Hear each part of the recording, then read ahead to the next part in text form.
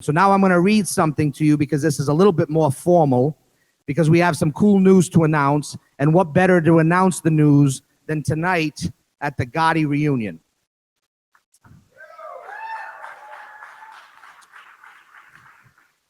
So my name is Michael Mota.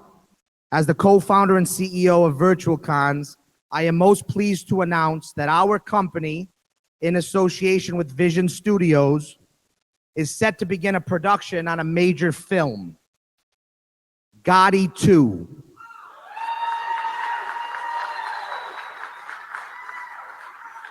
The title of the movie will be Gotti II, the final chapter, Facts Undisputed. And this will be the long-awaited sequel to the 1996 multiple Primetime Emmy Award-winning Gotti.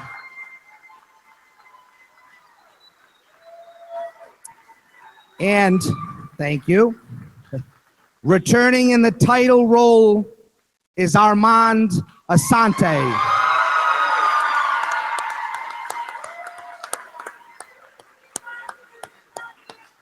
He's the celebrated actor who took home the Outstanding Lead Actor in a miniseries or a special Emmy for his powerful, moving portrayal of John Gotti. I am proud to inform you that Armand serves as our chairman of the board for VirtualCons. Tonight, among the original Gotti cast members who join us tonight is my dear friend Dominic Chianese and William Forsythe. And who knows, maybe they'll be in the new movie, we'll see.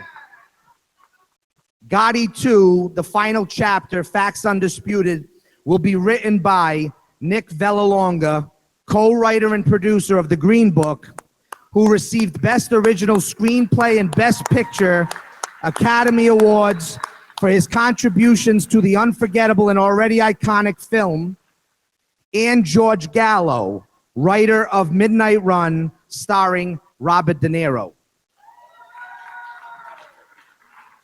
Our producers include Arnold Rifkin, a Hollywood stalwart known for bringing to the screen, among many memorable films, Tears of Sun in 2003, 16 Blocks in 2006, and Live Free or Die Hard, Live Free or Die Hard 2007. Thank you. Also producing this film will be now a new friend of mine, Johnny Arreola, founder of Vision Studios. His affiliations include The Jerry Springer Show. Yes, you heard me right. The Jerry Springer Show. And I did hear a story. No, he doesn't want me to say that. But I did hear a story that he needed to pump up the crowd. He didn't know what to do. So he said, Jerry, Jerry, Jerry. The Ellen DeGeneres Show, Windy City Live, and sports entertainment for Don King Boxing, HBO, and Telefatora. And I wouldn't forgive myself if I didn't casually mention that I will serve in the role of executive producer of Gotti II. Finally, oh, here he is. Here's John. Say hi to John. I had to come up. As long as you're talking about me, I had to come up. But I got to say, Bill, what's going on? I haven't seen you since Chicago in a while. But anyway, we'll talk about that. How about this guy to put on this event tonight, right? Amazing, amazing, amazing. So when I did the Jerry Springer Show, and he's talking about, I talked about doing Jerry, and I was like, Jerry, Jerry. I was a young guy, 21 years old, and the executive producer, who was like the biggest guy in the world to me, I needed to impress him. And he's like, get the audience going, get the audience going. It's like, I don't know how to fucking get the audience going. You know, I had no fucking clue. So, but they didn't listen to me, and they're all, you know, they're talking in the audience, and the audience is going back and forth, the guest on stage. And I went, I don't know what to do. He goes, just get him going. And I went, Jerry, Jerry. Haunts me for the rest of my life. Anyway, love VirtualCons, and we can't wait to make the movie with Armand and everybody here. But anyway, thanks for I'm glad we're a part of it. Michael, you're the best. Your whole team is the best.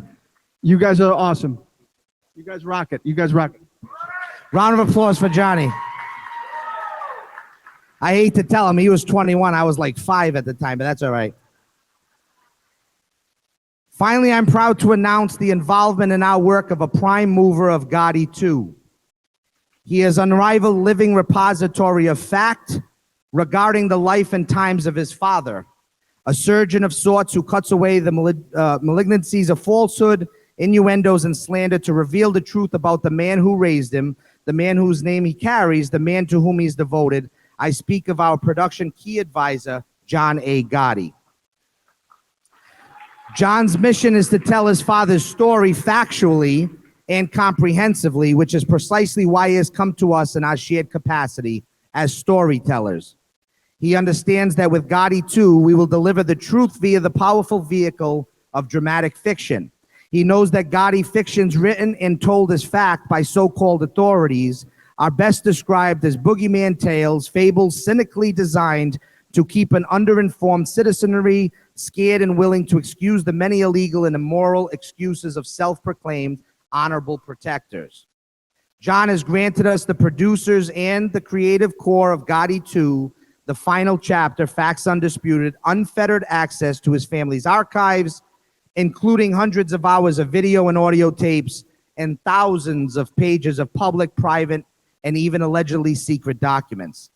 The only promise we make to John, and by extension his family, is one of honesty throughout the storytelling process. He has willingly accepted our assurance that punches will not be pulled, and he acknowledges that corrective surgery is never bloodless when done with skill and honor, almost always effective.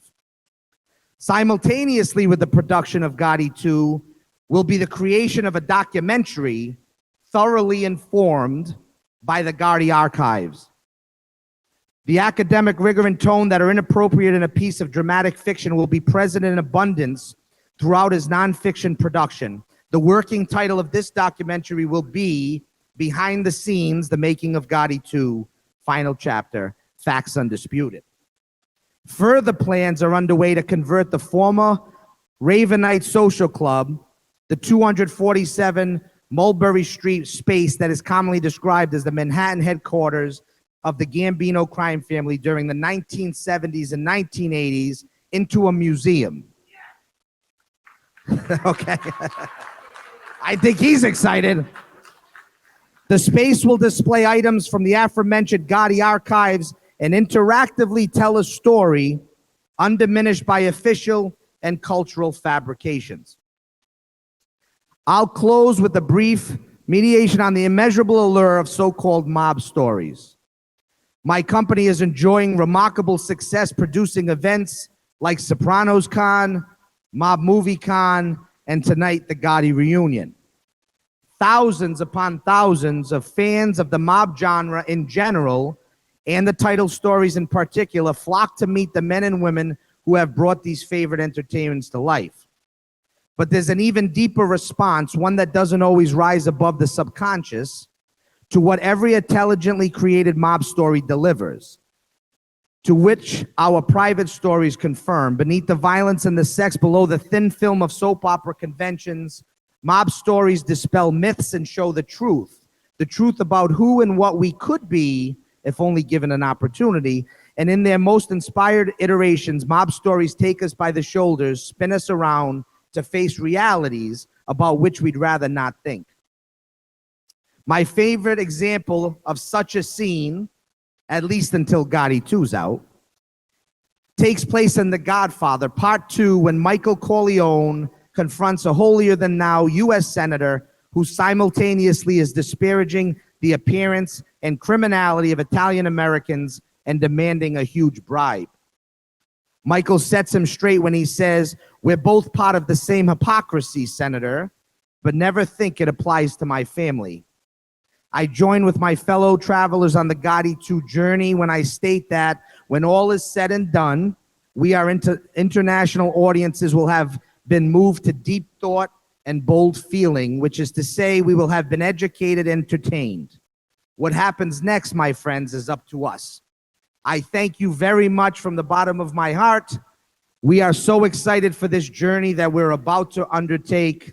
I'm so happy that Armand Assante has become a chairman of our board, but even more, I'm so happy that he's become my friend, and I cannot wait for this journey, and VirtualCons is gonna kick some serious ass. So without further ado, let's go to the Gotti reunion. I'll see you guys all around. I'm very excited. Thank you very much. God bless. Jindan.